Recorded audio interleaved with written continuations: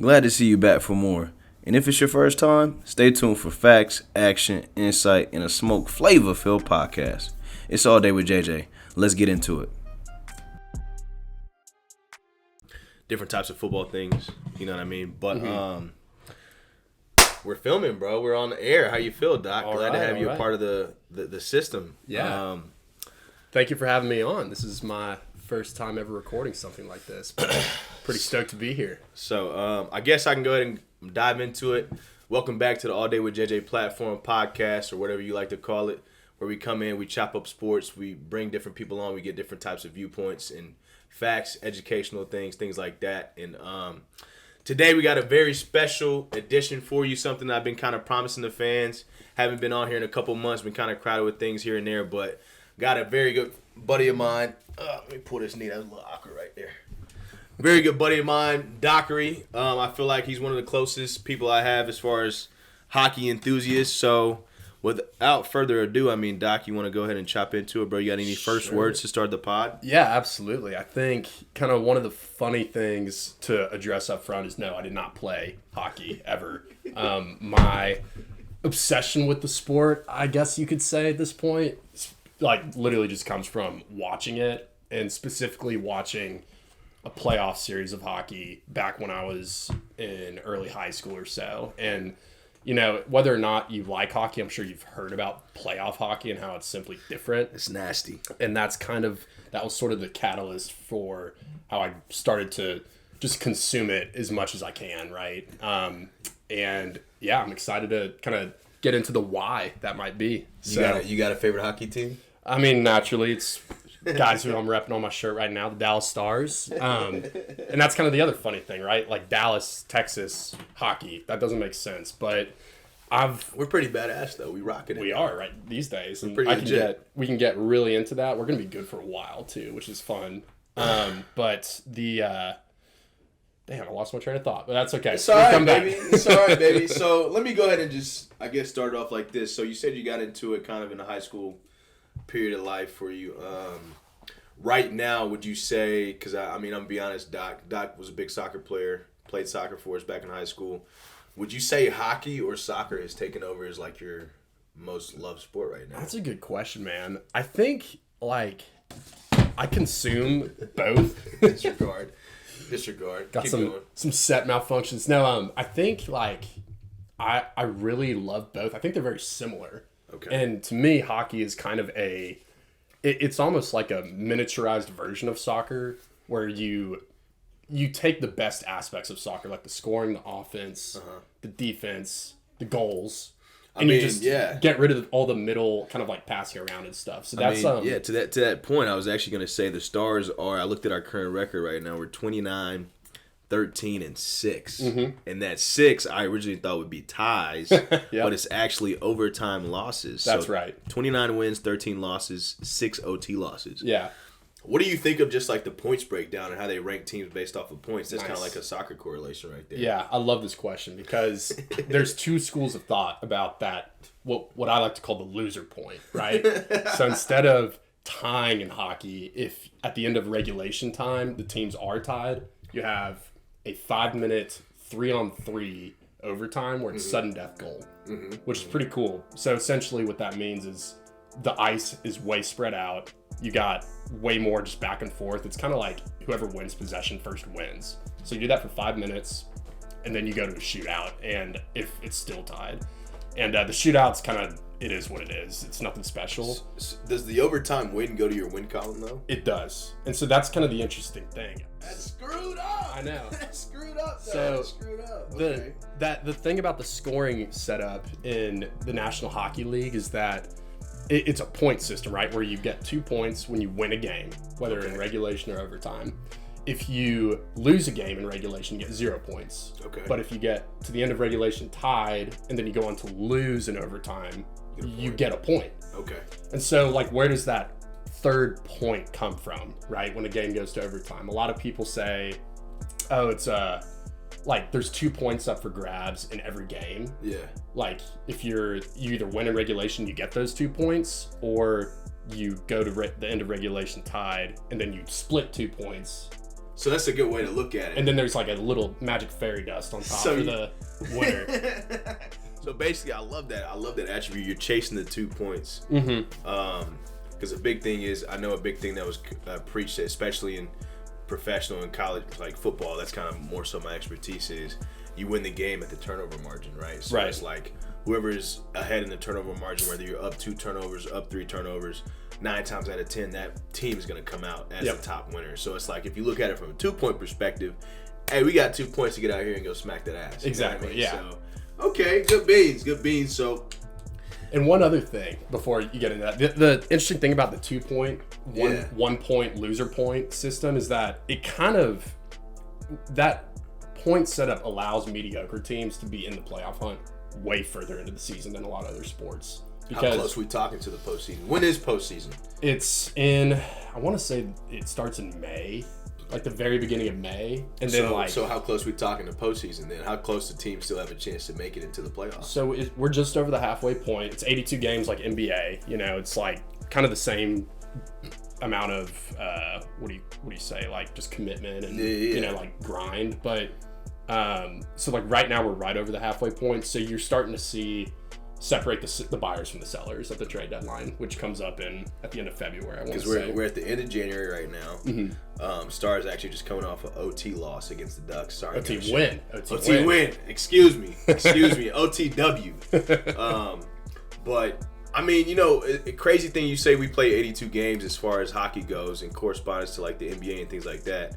In all honesty, though, I think hockey might be more of a grueling sport than the NBA is. I think it is too, and like, you know, you just look at what's happening in both sports, like during the course of play. I'm saying, bro, like the ability for you to be able to get in a fight and then have to come out and play again in another 2 nights or something like that is very respectable. And like playing it back to back, like you're playing hockey. Like it's not like, you know, that's always been a crazy concept to me, because everybody in the NHL has got to do a couple back-to-backs a year. Yeah. And I mean, that's just like nasty. You're getting battered one night, and then it's like, congrats, your reward for winning or losing is just you got to go do the next thing in less than 24 hours. I mean, I'm looking at it because like I said, looking at it from a football standpoint, it's almost like football on ice. And I know we caught the Stars game a couple nights ago when we I don't know who that was, because we just played the Red Wings, we just played the Islanders. Who was that? The Devils, New Jersey Devils. I think it was the Devils. We just caught the game against the Devils, and I was kind of like, you know, when you look at some of the professional football players, like Shannon Sharp, very well-known player, he said, you know, after a football game back in the day, I used to feel like I got in a car wreck.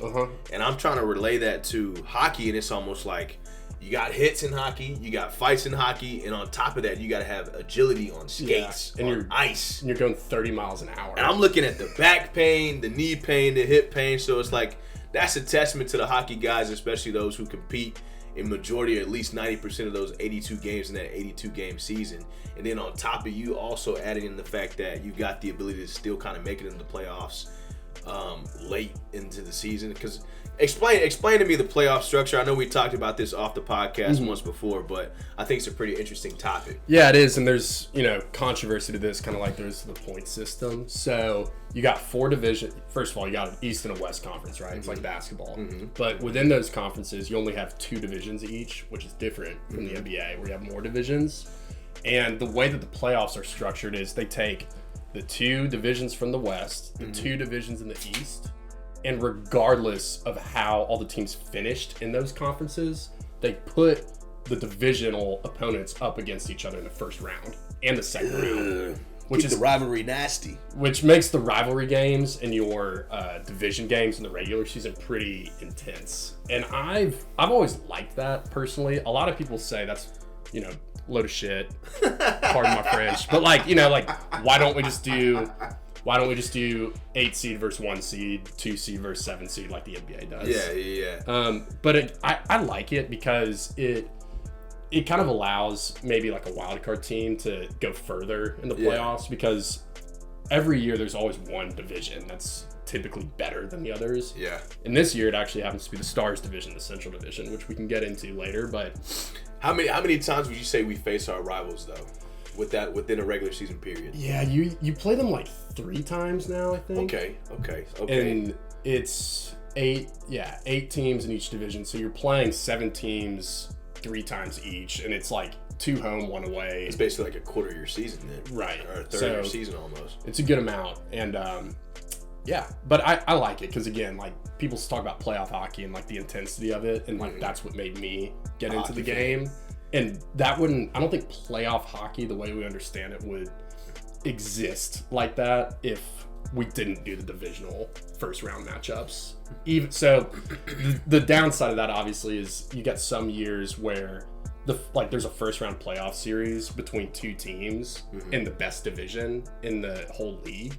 That's essentially like this should be a Stanley Cup final matchup. So you get a knockout early. Yeah, I see what you're saying. I see what you're saying. Top teams can get dunked, and it happens all the time. I mean, first round.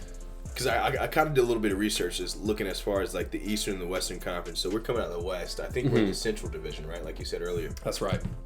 Looking at the West as a whole, so we're sitting at number 4. I think Colorado's at 3. I think Winnipeg, WPG, that Winnipeg. Yeah. Freaking Canadian. Them Jets. Yep. Winnipeg's at 2, and then I think Vancouver's at 1. Flip it over to the East. You got Boston at 1, Florida at 2, which is actually surprising considering Florida is a coastal area. Then you got the Rangers. They were, really quick point on the Panthers. They were in the Stanley Cup final last year against the Vegas, against the Golden Knights. Yeah, and they lost. But they the Panthers were written off, Southern team from Miami, essentially. And beach team, nowhere near the ice. In the Eastern Conference is all the, New England hockey teams for the most part. Detroit Red Wings also. So the Eastern Conference in hockey is kind of like the fan base thinks they know more than everybody else, kind of. And it was ironic that the team from Miami ran the gauntlet and beat some of the best teams out of the East last postseason. I mean, they ran the gauntlet, but look at this year. I mean, you're like you said, we're almost halfway through the season. We're pretty much halfway through the season, and Florida's sitting at number 2 in the Eastern Conference. Yeah, like the conference. Man, like that's big.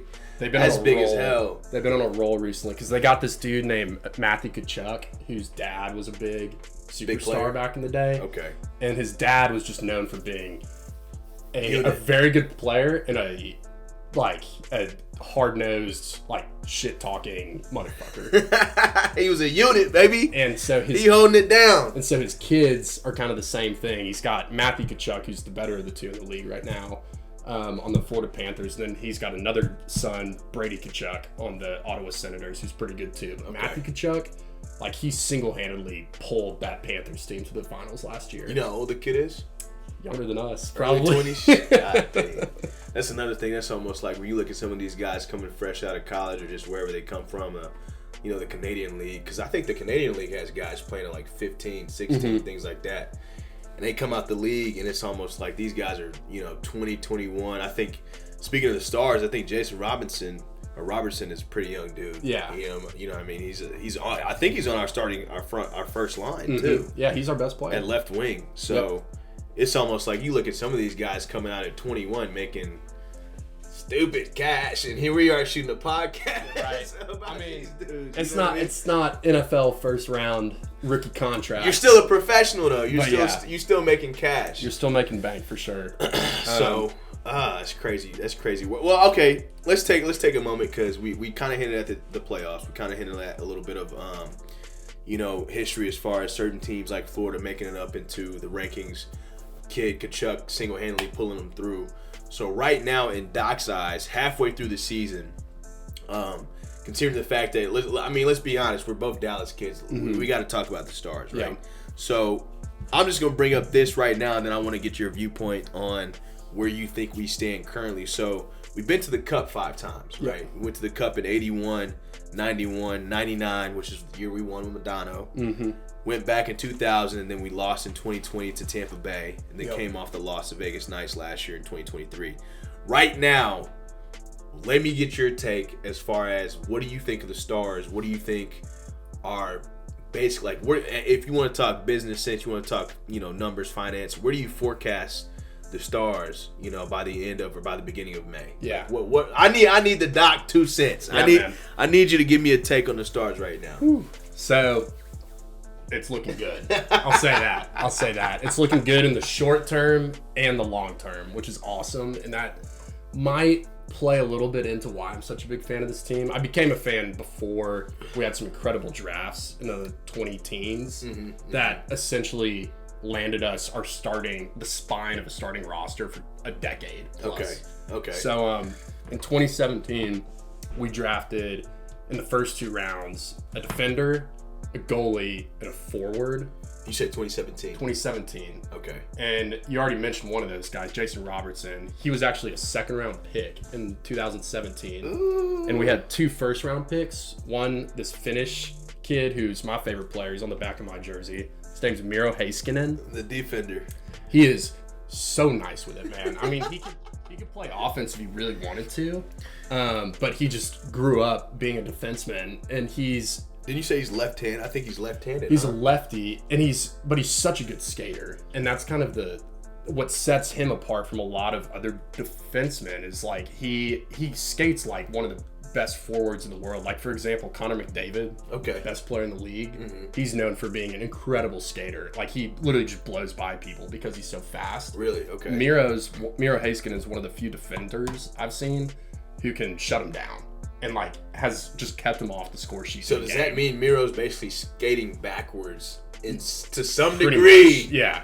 In sense of Connor McDavid, that's kind of nasty. So, okay, I'm gonna be honest with you.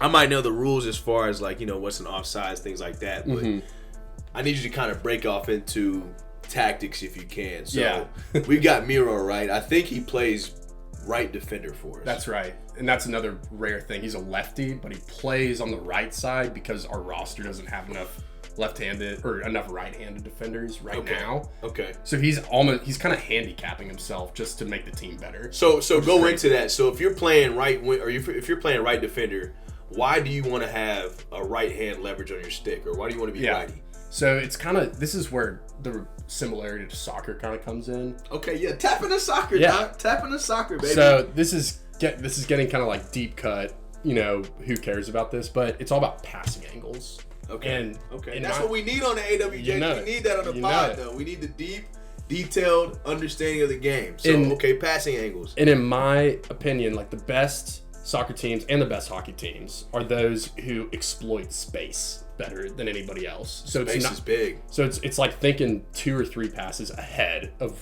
what you're doing right now.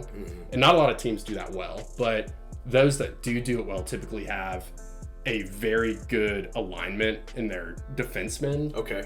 Where you have a lefty playing with the stick on the outside of the outside of the next rink, to the rink, basically. Right. And then up against the boards. Yeah. And then you have a righty the other way on the other side. And so they're kind of coming in like a V angle towards the goal. Yeah, exactly. And if you just think about it, having your stick on the outside of the rink allows you the most range of passing from that position. And the defensemen in hockey are typically the guys who are starting a play, like an offensive play, going for their team. Yeah, I guess I'm looking at it right now because I'm trying to break it down by detail because that's what I love to do. That's one of the reasons I love sports, right? So if you said, okay, if we're playing right defender, right, which means the goal is to our back left, and we're backtracking, if we want to get a nice little fast break, you're saying we got more angle, more space to be able to, basically make a pass. It makes sense, especially if you're drafting towards the goalie. You got more ice to your right, and when you're passing, your legs are to the left, your stick's to the right, so you got more room to move. Yeah.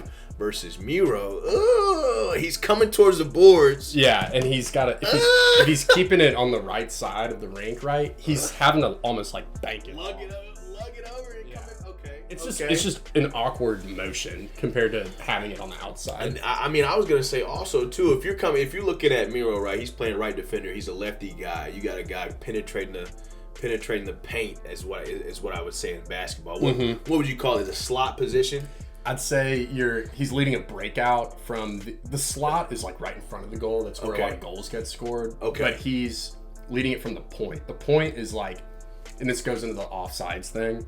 The point is where the defenders typically will post up when they're on offense. Okay. Because it's like basketball. There's a offensive and a defensive zone, and if you retreat behind it, it's essentially, it's not a turnover like in basketball, but they're like, think of it like a half court, right? Yeah. And so your defenders are going to be your guards a lot of the time, like at the top of the key. Okay. But in hockey, they say that's the point. And then the paint equivalency in hockey is the slot. Yeah. Because like you said earlier, you can correlate this game to soccer too. And that's what allowed me to understand the offsides, right? Mm-hmm. If you get the puck past the blue line, before there's bodies on the possessive team, the team that has a puck, then you're good. Speaking of offsides, I'm going to tap into this later. Mm-hmm. The game against the Red Wings, I don't know if you saw that, but crucial play. Yeah. Dude was offsides. We went up to the box. That was. Crucial play. We'll go over that later. But, okay, all in all, kind of tying it back to Miro's ability to play, would you also say, okay, if he's a lefty playing in a right defender position, his stick skills also got to be pretty good as well. He's nasty. I mean, he's good at everything. Like, honestly, he was hurt for 3 weeks. Leading up to last night, he comes back and scores a goal, which, like, defenders aren't always scoring goals, but he's so nice with it on offense in addition to defense that he, just contributes both ways. So you think we could take him and put him in another position besides left or right defender? You could, but that you would never do that because, like I said, the defenders, they're like your point guards in hockey. They're like your quarterbacks on the power play too, because when you get the puck up to the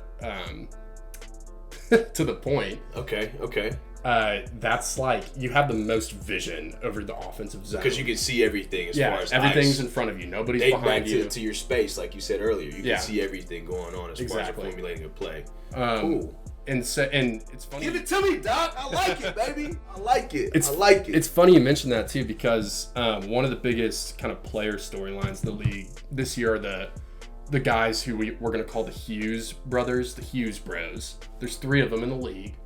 2 of them play on the same team, and then 1 plays for the Vancouver Canucks. Okay, which is leading in the East.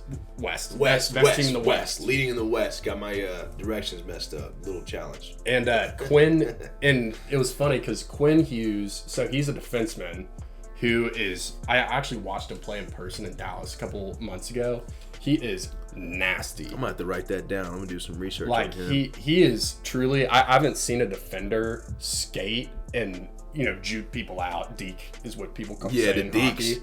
This kid is disgusting, and I think he scored a goal in the game I watched. The Stars won, fortunately, but he's so good on offense, and like he's a runaway favorite for the best defender trophy this season, and he had an older coach who got fired from his team, who was on a talking head show, kind of talking game and everything. Freaking Davis. And shout out to Davis. Davis received. Shout out Davis.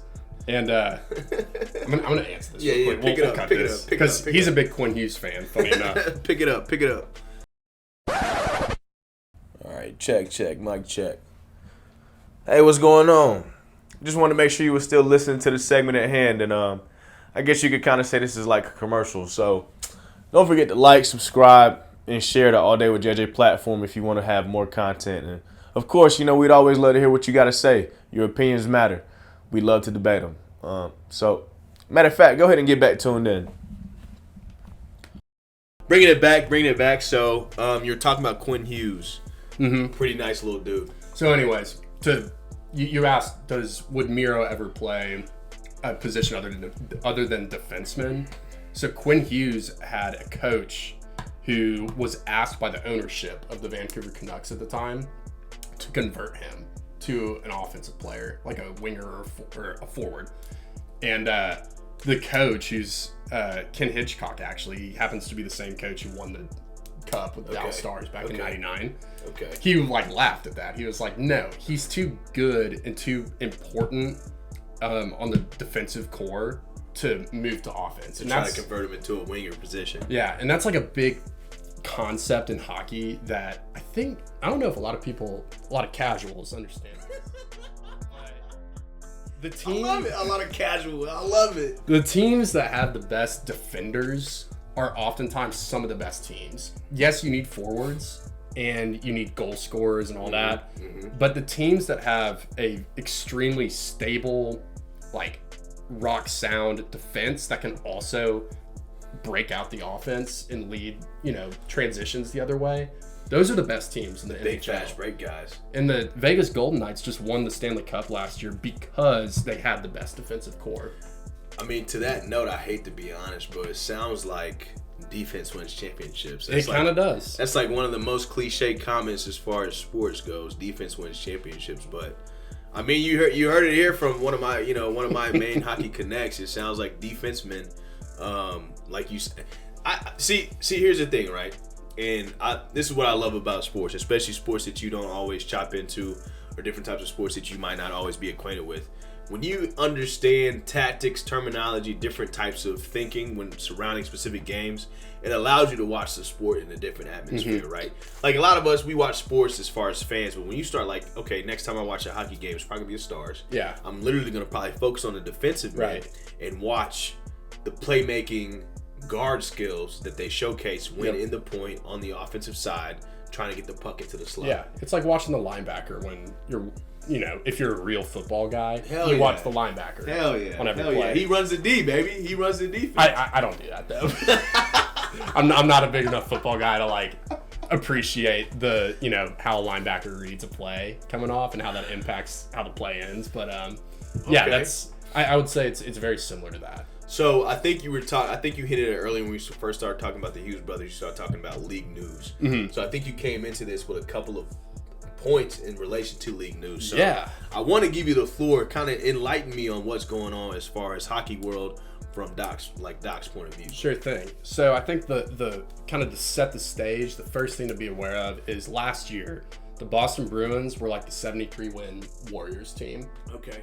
Ooh, nasty correlation. I like it. Okay. They set the best ever regular season record in history, in the history of the 82 season NHL. I mean, and I don't know what the exact record was, but I know that they were so far beyond the other next best teams in the standings that people come the playoffs last year, which I guess that was last year now, it was last May.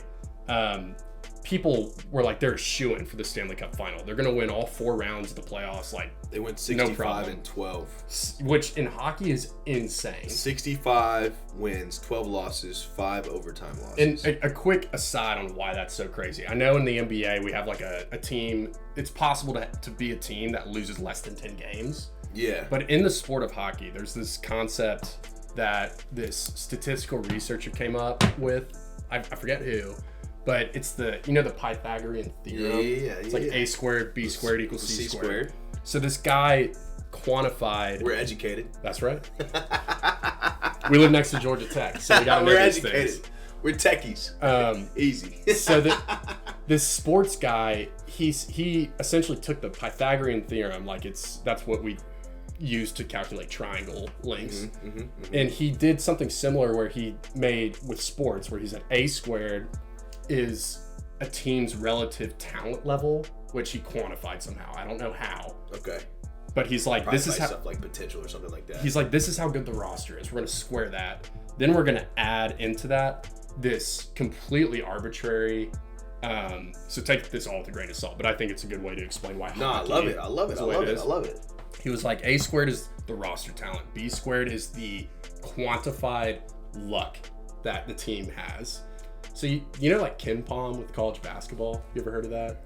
Enlighten me. Speak on that. I haven't. Ken Pom is like he's this Ken Pomeroy, I think is his name. He's been doing this like deep dive college basketball statistical analysis since 2001, and it's cool because you can go to kenpom.com and look up like historical data for all 300 D1 teams, 400 teams, and he's created like this prediction model that essentially he quantifies aspects of basketball, like tempo, adjusted tempo on offense, adjusted tempo on defense, and he mushes it all together. A straight whiz. Yeah, and he comes up with his own rankings based on essentially how teams play, how good are you on your off nights, how good are you on your on nights, how much are you blowing teams out, and that's kind of what he favors. So point being, one of the variables he has in that model is luck. Ooh. Which Okay. another point being, there is a way that sports nerds quantify luck. And so going back to the Pythagorean theorem, as it regards to hockey, you got your A squared again. That's your roster talent. Your B squared is your luck talent. Your luck quantified. Because certain teams. This is kind of insane. I know. This is kind of insane. Because I'm loving it though. And you can do this with any sport. But luck, that's like turnover margins in football. Like that, it's all about momentum, things it's like momentum, that. Yeah. And there is a little bit of getting the lucky bounce to go your way. Like when For sure. If it's your year, it falls in your hands. Right. It falls in your lap. And every champion always has bounces go their way. In every time. So anyways, your roster talent squared plus your luck squared equals your predicted record squared. And in hockey, because of the nature of the sport where you're literally throwing a vulcanized piece of rubber cylinder, the puck, like all over the place. Like think about it. A cylinder does not bounce the way a ball does. It's very unpredictable and just crazy. Like sometimes the puck just goes into the net when a team just randomly. And because of that, hockey is the most, I would say, luck dependent sport of the, if you apply that Pythagorean thing to every sport, I think like the most predictable is actually basketball. And then the least predictable is hockey. And part of that is because your best players are only playing a minute at a time before they leave the ice for another 3 or 4 minutes. Because you got LeBron playing 48 minutes a night. I'm going to be honest with you right there. Uh-huh. I think it's a great point for you to kind of like pretty much talk about the lines. Talk about how hockey differs from different sports where you got starting line, or you got 3 different lines, 4 different lines. Go into that. Like that's pretty. Before you cap that point off, like give the viewers insight on lines. I love it. I'm listening. So I love lines too, and you can think of lines as offense. Well, it's really not defense. You have your defensive core, which are 6 players total, and you have 3 pairs of 2. And each pairing of 2 on defense, you can call that a line if you want. Most people don't, but the concept of a line is a grouping of players, right? And on defense, you just have, like I said, 3 pairs of 2. 3 times 2 equals 6. And each line has a different like personality, a different kind of vibe to it. And that extends to the offensive players, the forwards. And that's where people really talk about lines, is you have your first line, your second line, your third line, and your fourth line. And each of those, like I said, it's 3 players each. And you kind of rank first to fourth the skill quality of your forwards. So when people talk about your first line, or what people typically say is top line, those are going to be your 3 best offensive players who have a lot of chemistry together. And they're going to start the game. And then your second line, they're like kind of your next best guys who you can rely on for some scoring. And then your third and your fourth lines are kind of your more like defensive, gritty, like put them out there to shut down the other team's top line. To that note, bringing it back to the Stars for a quick second, I'm looking at our third line. I've got it written down here. We got Ben, Steele, and Pavelski. So that's a good point to bring up. That changed recently. Really? And our coach, Pete DeBoer, head coach, Big Petey. He historically is very loyal to his lines because he understands how kind of innate chemistry can be between players, and he doesn't want to mess with that too much. So what he does is he keeps the guys together for months at a time, like months on end. And if he splits up one player from his line mates, essentially, it's a big deal, and he's doing it to create positive change typically. So you're saying Petey keeps these guys. What if these guys are just cold? Like, what if we aren't producing points at all? Like, say, for example, like our top lines, Robertson, Hintz, and shout out to Hintz, and Johnson, right? Yeah, that's new. And that was a big deal because for a long time it was Robertson, this guy named Hintz, and Joe Pavelski, who's a legend of the game. Joe Pa, baby! Joe Pa. He's almost 40 now, and he's like still... Big Joe Pa, baby! He's still producing like he's in his prime. He's an incredible So he player. went from the first line to what I'm seeing right now is like... The third line. Yeah. Holy. So what happened there is, and those 3 guys, Pavelski, Hintz, Robertson, they played with each other going all the way back to 2021, I think. Yeah, the chemistry is through the roof. Yeah, it's through the roof, and they've been split up here and there, but they've been reunited very quickly most of the time. What happened is, so the Stars are an interesting team this season, but the point being, they have a really good, like one of the best in the league top line, and they moved the oldest guy on that top line is kind of like the veteran who was the glue guy. They bumped him down and they elevated up to like, so they essentially switched spots. They took a young guy and put him up. They just switched to vet a rook or vet a sophomore pretty much. And so that's what the Stars first line looks like now. Do you think these young guys, because I know you were talking about Robertson being our second round draft pick back in 2017. Do you remember when we got Hintz by any chance? He was like a year or two before. Okay. Do you think this grouping of guys, this young first line, taking on this responsibility, this pressure, as far as a Stars fan and a Stars critic goes, do you think this group of young guys can potentially bring us to the next level over the span of the next 2-3 years? Yes. We're clipping that. We're clipping that right there. We're clipping that, baby. This kid, Wyatt Johnston, who got promoted. Wyatt, shout out to Wham. Shout out, yeah, we call him Cousin. If anybody is a big fan of the show The Bear, we call Wyatt Johnston Cousin because we have a friend named Wyatt. Wyatt's a dog, man. He was a 19-year-old last year, rookie. Woo. And typically when somebody's 19 or that young, they don't play in the NHL the year they're drafted. There's 3 avenues that drafted players take because they're 18-year-olds, right? And 18-year-old, it's like football, except imagine if the NFL drafted players out of high school rather than college. So because the NHL drafts out of high school, the Europeans, they'll typically stay in their country.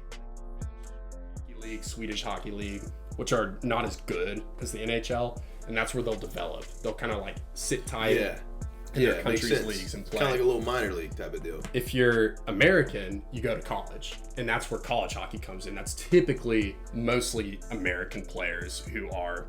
How good is our hockey? How good is our college hockey though? It's pretty good. Does it prepare our players to get to the pros? Yeah, it does. Okay. And then the Canadian equivalent, and keep in mind, something like 60% of all NHL players are Canadian. So Canadians run the league. I mean, that makes sense. I feel like hockey's a Canadian sport, right? Yeah, it's a. And they have this whole minor league system where instead of going to college, they literally go to like a professional, like under 21-year-olds league. I played in it on NHL. Yeah, and there's like be a pro. Exactly, and there's like 3 of them up in Canada. It's like there's like 90 teams total or something. But all the best hockey talents typically they're called the major junior leagues. I believe. Yeah. Okay. And so that's where you develop. So anyways, Europeans go to Europe, Americans go to college, Canadians go to the major juniors. That's a good point right there. I think that's a very good point for a lot of our fans listening in, because I honestly did not know that. And so Wyatt Johnston, to bring it all back home, he was so good that he skipped any of those options. He just got drafted out of high school, and he was so good in training camp that head coach Pete DeBoer was like, okay, this 19-year-old, like he stays. And now he's on the front line, which is nasty. And he's been scoring a bunch too. So that's changed. He's playing against grown men too. He's a dog. He's a dog. When you watch him out on the ice, man, shout out to Cousin. You can tell shout out Cousin. You can tell he's just hustling a little bit harder than maybe some of the older guys who've played more games. Oh my gosh. So Doc's prediction is that the move between Joe Pa the vet and the kid Cousin coming up switching roles is actually a very good opportunity for the Stars, talking about futuristic opportunity. It really, really is. And like I saw an article today on The Athletic that was like top 5, top 10 teams with the best odds to win the Stanley Cup in 2028. Like, who's looking out that far? But the Stars were up there like first, like top 3, because we have such a strong backbone, offensive core, and we've been hitting drafts out of the park. And the other thing about the Stars I like is they don't have all this noise surrounding the program, the club, the media. Yeah, that like an East Coast team does. Like all the New York teams, they're constantly dealing with all this just drama. So you're saying the media, and that's a great point. I love you brought that up, because a lot of people, specifically fans, don't honestly realize. Like certain people might say, especially with mainstream talent or like mainstream quarterback, right? It's one of the biggest, well-known positions, sought-after positions when you think about football. And you have different characters like, I'm just going to bring up Cam Newton, for example. Super hot media attention type of deal, right? And it's like, a lot of people want to say, hey, you know, we've got 32 quarterbacks in the league or something like that. Why aren't we going after some of these big-name guys who might have been potentially bust or might have not, you know, were probably really good in a specific time in their career, but then they transitioned to a point where they just kind of fell off. And a lot of people don't realize the media attention is really thought of when you think about front office, think about opportunities for your team, where we see ourselves going. And with you saying the Stars don't necessarily attract as much media as most East Coast teams, you can honestly just replace the word media with pressure or just expectation, potential. Exactly. Because certain things like this, I mean, if you really want to look at the nitty gritty, like the details, this thing can drain certain teams. I mean, if you're coming off the ice, like, I mean, just from my not expertise, but just from my experiences playing college football, like when we had big games or we had, you know, big name players, you see so much media attention for those specific guys, it can sometimes break the locker room up. Yeah, you know what I mean. So it's just distracting. And distractions are real because you know, a lot of things that drive sports are, of course, the media, the fans, things like that. And if you got a guy who's getting a lot of media attention, and he might say something that might come back as a backlash in relation to the team, it could affect things like momentum, juju, advancement, team chemistry. So that's big that you bring up media in relation to the Dallas Stars and things like that. Because, or lack thereof, because there's like no attention on the Dallas Stars because of the Cowboys. Like it's a Cowboys town. It always will be. It's just ironic. Shout out to the boys, man. Come on, baby. Shout out to the boys. It's just ironic that because the Cowboys are the biggest team in town and they take all of the attention of the media away from the hockey team, it's like the hockey team can just exist and not be bothered and kind of just go through the motions, develop and just kind of like focus on each other rather than any outside storylines. And a good example of this kind of dynamic happening is in Philadelphia a couple weeks ago. There's Flyers, shout out to the Flyers. Shout out Flyers. There's this kid who they drafted 5th overall in 2021, I think. So a couple years ago. Okay. This kid's young, if you can imagine, as I was saying earlier. He was playing college hockey, I think. Okay. Because he's American.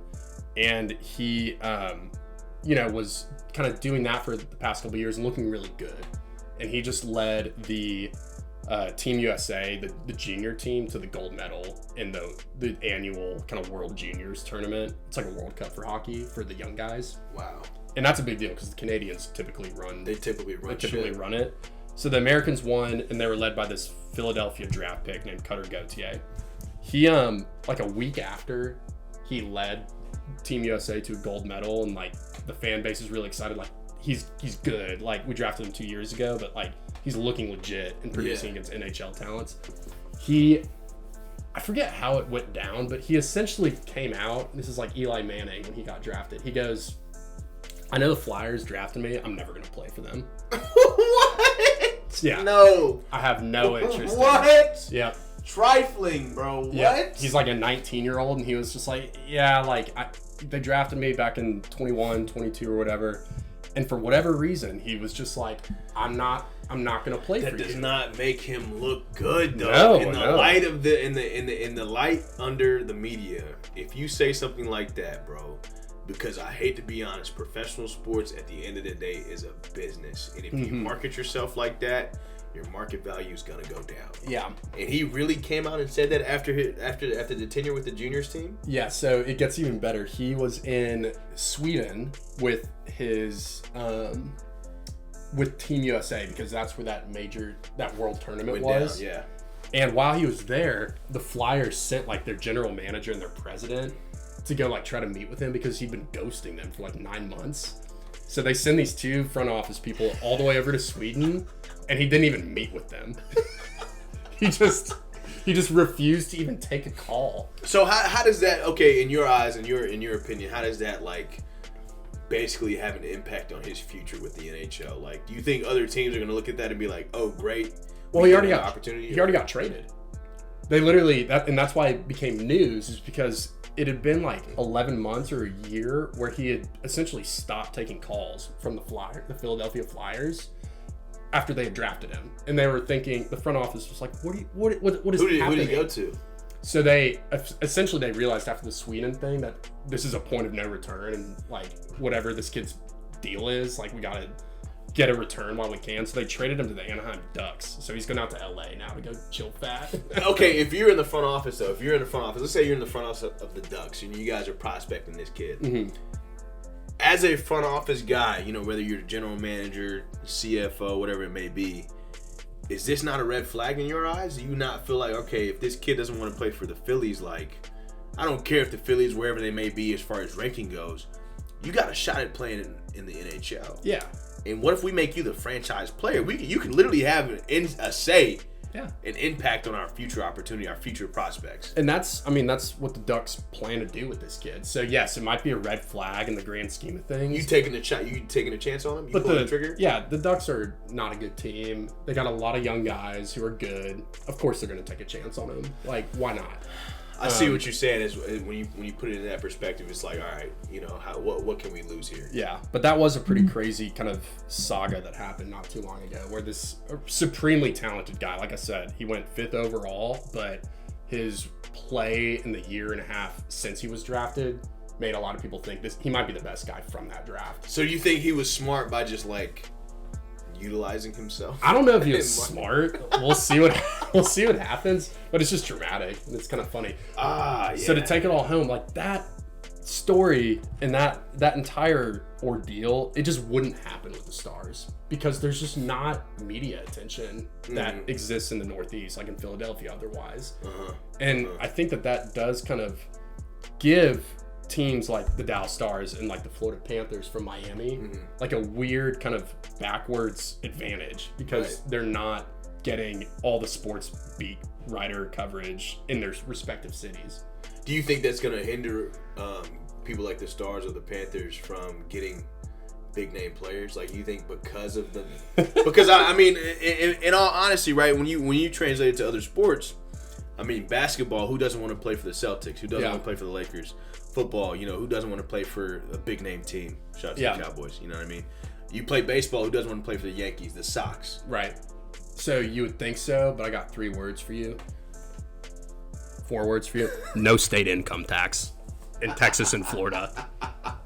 So bringing it back to the business, baby, economy. That's a true statement. And hockey contracts are nothing close to an NBA contract or a baseball contract. There's a strict salary cap right now, and the salary cap, like annual pool of money that you're paying out to 22 players on your team, it's like $83 million or something like that. It's not a lot of money. $83 million? Yeah, a year. So like it's not like the best player on teams is getting paid like $10 million a year in hockey. 10 mil?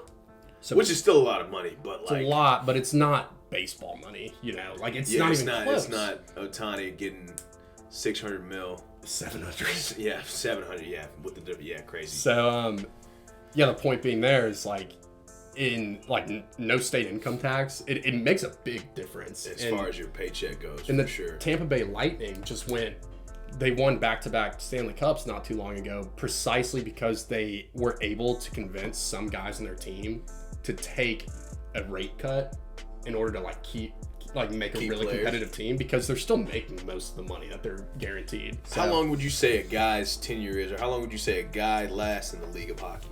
That's a good question. It kind of depends. But there's this legend named Jaromir Jagr. He's a Czech guy.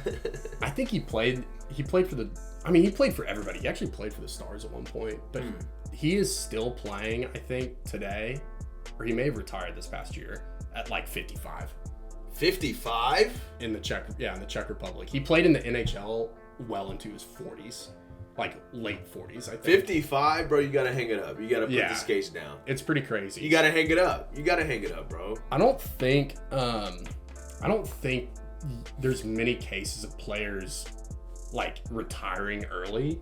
There is one significant case that I learned about just the other day. So people talk about who are the best hockey players all time. Gretzky, obviously. As I say, Gretzky's very Like, well known, obviously. very well commonly used name. But a lot of people don't really think about who's next best, and it's this guy who played for the Pittsburgh Penguins in the 80s and 90s, same time as Gretzky, named Mario Lemieux, French-Canadian guy. He was injury plagued, and some people say that he had more raw talent than Gretzky did. Yeah, okay. And I watched his highlight reel the other night, and Nasty. oh my god, like this is a real deep cut. But go look up Mario Lemieux highlights and watch. I'm gonna write him down because he was really something to watch. I wasn't alive to watch him. Pittsburgh Penguins, huh? Yep. And he won Pittsburgh's first couple of Stanley Cups back in the 90s. That deserves some cred, though. Yeah. Shout out to Mario. I mean, Mario in general, Mario the name. Like, yeah, it's a pretty some sick weight, name. You know what I mean? Carry some weight. But he kind of did the Andrew Luck thing and had a lot of injury-plagued seasons. And so even though he was producing at an incredible pace, he hung the skates up at 31. That's still respectable, though. Yeah. But that's pretty rare. Like 31 is young. Yeah. That's respectable. The Stars have some old balls on the team right now. How old is Joe Pa? 39. And he's playing some of the best hockey he ever has, which is crazy. Shout out to Joe Pa, bro. Yeah, we love Joe Pa. We love Joe Pa.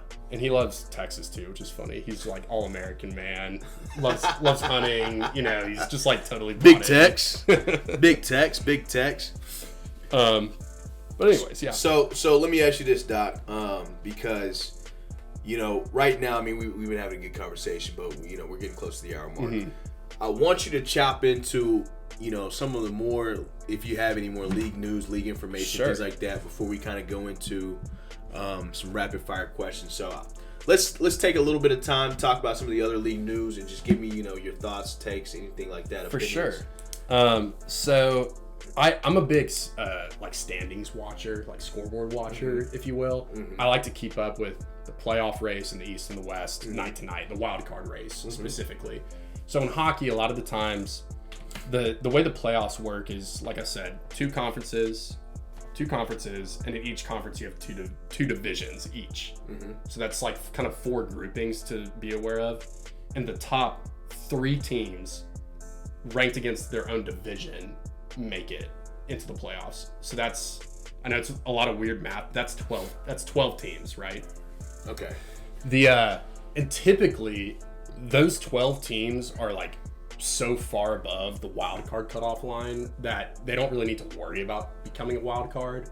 They're just going about their business. Like the Stars were 3rd place in the Central, which you would think like next place down is a wild card place, but we're so far beyond how many points those wild card teams have now. But we don't have to worry about That's like not even a worry. It's more like seeding at this point. Like we want to get 1st or 2nd, so we get a home ice berth. But so to that point, the league is interesting this year because a lot of the dominant top 3 teams in those divisions aren't so dominant this year. Okay. So the wild card races are actually pretty interesting because you're seeing teams in that 3rd spot in their division drop down to the wild card level. Mm-hmm. And you're also seeing a lot of teams that have not been good in previous years be at the top of their divisions. So give me an example, if you don't mind, of like a team that's potentially not like that good. Yeah. So like the Vancouver Canucks and the Winnipeg Jets, 2 Canadian franchises, shout out. They haven't won a cup. Canada has not won a Stanley Cup since the 90s. But they're leading the West. They're both leading their divisions in the West, and that's pretty cool because like I like the Canadian teams to do well. But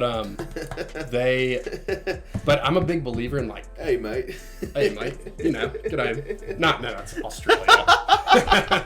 Sorry. Bacon. So what was I gonna say? So it's kind of interesting that those are the top teams because I'm a big believer in playoff scar tissue in any sport. Like if you're gonna win, ooh, that's a hell of a terminology right there. Yeah, scar tissue, man. I like that one. I'm gonna keep that one down. Like, I like that one. Find me a team that has won any of the major 4 American sports without first going through some playoff heartbreak. You have to. A couple of years prior. You have to. Now, like seriously, is there any team in any of those leagues that's come out of nowhere to just win it all one year? Maybe there is that I'm not thinking of.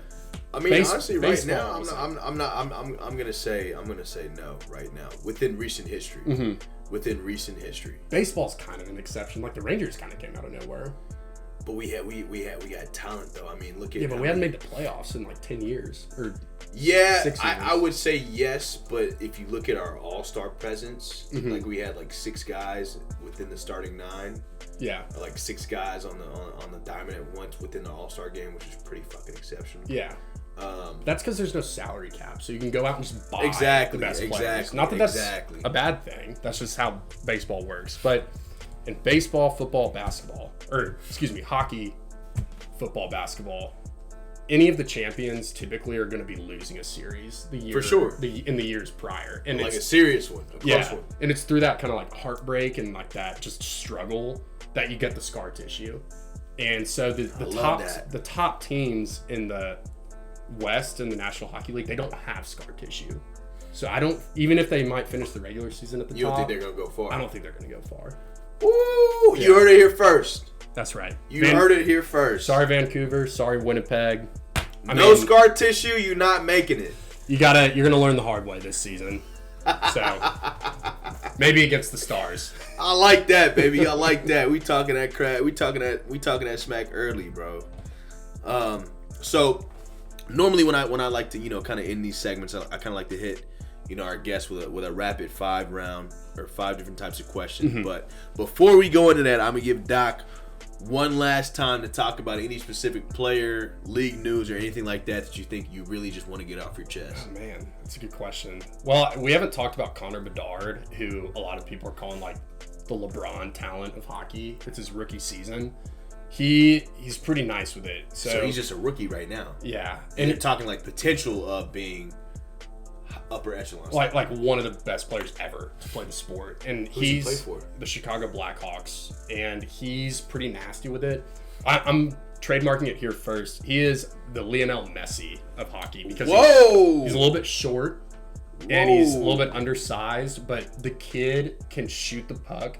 Like, you won't even be expecting a shot, and he just snaps one out of nowhere and scores. And it's how fast are these shots? I forgot to ask that earlier. How fast can you expect this puck to be moving? Like 80 miles an hour and 90 miles an hour, up to 100 plus, depending on like the type of shot it is. That's pretty nasty. So that kid is really good, and he's been hurt for the last couple weeks, and also the Chicago Blackhawks suck. They're in full rebuild mode, so there's not much to talk about him now, but he's one to keep an eye on moving forward. And Connor Bedard, okay. He is checking pretty cool Connor Bedard. Go look at that, Chicago Blackhawks. Okay. Well, okay. I think that's a good point or a good time for us to kind of dive into this rapid 5 questions. Some might be dealing with hockey, some may not be dealing with hockey. Haven't exposed any of these questions to you just yet. We're gonna start it off with favorite sport growing up and why. It was always soccer because I always played it.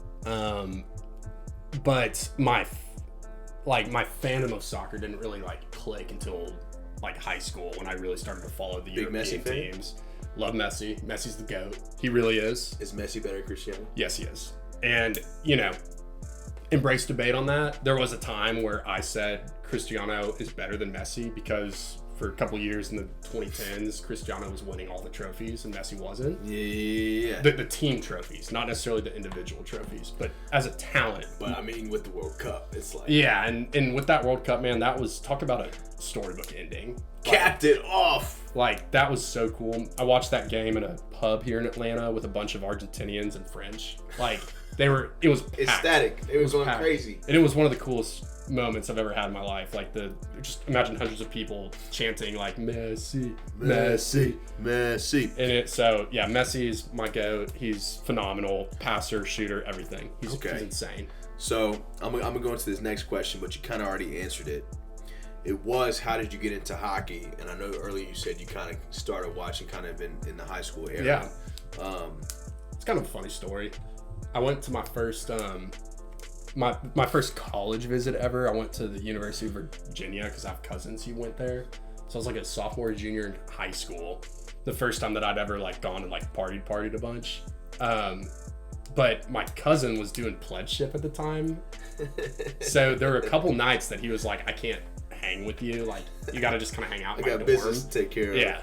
And do your thing. And it was during that time, 2012, 2013, I believe, that the Dallas Stars were an underdog against the Anaheim Ducks. Ooh.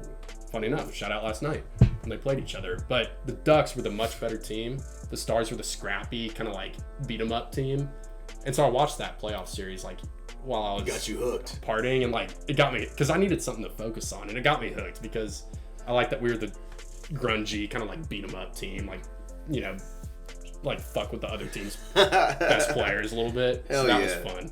Yeah. Okay, so good response there. I love that. Favorite hockey player, this is gonna be a two-part. Mm-hmm. Favorite hockey player now, favorite hockey player of all time, and why? Okay, so right now Miro Heiskanen, that defenseman, The lefty D. the lefty who plays on the right for the Stars, he's just so good. I also have a soft spot in my heart for the Finns. I don't know why. I just think Finland's such a funny country. Like, you got Sweden. Everybody knows Sweden. They produce a lot of good hockey players, but Finland, they're just like a little bit like more buttoned up, and they just like go about their business. They're just Handle strictly business. Handle business. Rupe Hintz, who's another one of the Stars' best young players. Rupe. He's also Finnish, and he's nasty too. Okay. So I would say Miro's my favorite now, and then my favorite ever. I'm not a big historian of the game, to be honest. So I would say it's another current player for the Stars, and I can't say Jamie Benn because I've hated him in the past. He's But the cap though. I'm just gonna. He is the cap, but he's been a bonehead at times. I'm gonna say Miro again. Miro is kind of like my young talent who I'm just gonna ride the coattails till it ends. Yeah. No disrespect. I love it. Okay. What position, if growing up you would have played hockey, what position would you have wanted to play and why? Defenseman, Miro Heiskanen. I played defense in soccer, and I've always been a proponent of in sports the best defensive players kind of get, you know, pushed. But on they're respected. Yeah, now. They're respected. Put some respect on the defenseman's name. So yes, I would have been an offensive defensive player, and yeah. Okay. I said 5. This would be the 5th one. Mm-hmm. This one's just kind of off the whim. Have you ever seen the Mighty Ducks? The series? Dude, actually, have not. Oh my I know. gosh! That's insane. The Mighty Ducks with Gordon Bombay, one of the greatest hockey. Look, I know he's what, like an attorney who gets. I'm saying, okay, well. I know it's like drunk driving community service, and that's how he becomes the coach of the Mighty Ducks. Have you seen the great Disney movie about this? The Miracle? Yeah, Miracle. Yeah, of course. Okay. I've seen Miracle, but the Mighty Ducks series, no, like it's been since I was a child that I kind of watched some of those movies, and I have not circled back to them. Maybe I should. I probably should. Okay, well that kind of caps off the end of the rapid fire. 5 questions I normally love to ask guests to come onto the AWJJ platform. With us encroaching upon an hour, I kind of just want to give you the last word, since you kind of already brought so much information onto the pod, and hopefully this is first of many, because I'm just now getting into hockey. I'm gonna be honest, you're one of the few people that actually have driven me to get into hockey. Mm-hmm. Shout out to Photo, one of our other boys, who also kind of inspired me to get into hockey. Right. But I just kind of want to give you, Doc, the last word. So, anything you want to get off your chest, any other things you want to touch base with, you got it. Yeah, man. Thank you for the opportunity to be here and kind of give a last word. I just want to advocate for this sport. Like, I know many of the viewers and the listeners out there might not think of hockey like even in their top 3 sports, but if you can, go to a game in person. They're kind of cheap tickets for some teams, especially in like the South, where it's not a big hockey market, but it's the greatest combination of football, basketball, soccer, and it's just, and especially playoff hockey. Like, make a bracket. I love making brackets, come playoff hockey time, because it's very unpredictable. And that's why it's so fun, because the parity is up there with the NFL's, where, any given night, you really can't say who's going to win, unless it's like a heavyweight versus one of the bottom feeders. Right. But even then, sometimes the bottom feeders win Get a little those Cinderella games. story. So, if you're a fan of parity, if you're a fan of just competitiveness, and give hockey a chance. And for me, it took a while to really understand what I'm watching when I'm watching on TV, for example, because you don't always see the puck, and I get it. That's difficult to kind of digest if you're new to it, but just give it some time. And once and go to a game in person, and game in person hits different. It does hit different. It's different for sure. Once you kind of check those boxes, I promise there's no coming back. Like, you're gonna be hooked. So give it a shot. It's a very fun sport, even though I didn't play. So hey Doc, to cap it all off, man, I appreciate you for coming on to the pod. Hopefully this is first of many. I might have him back on for a soccer segment. That's right. But all in all, if you just now tuned in, if this is your first episode, we'd love to have you. Please don't forget to like, subscribe, and share the content. Make sure everybody stays safe coming into the new year. This is the first podcast of 2024. There we go. And you know, shout out to our buddies back home. Shout out to our buddies from Dallas. Go Stars. And all in all, man, I just want to say we appreciate you for having the time, bro. All in all, we're going to cap that. We're another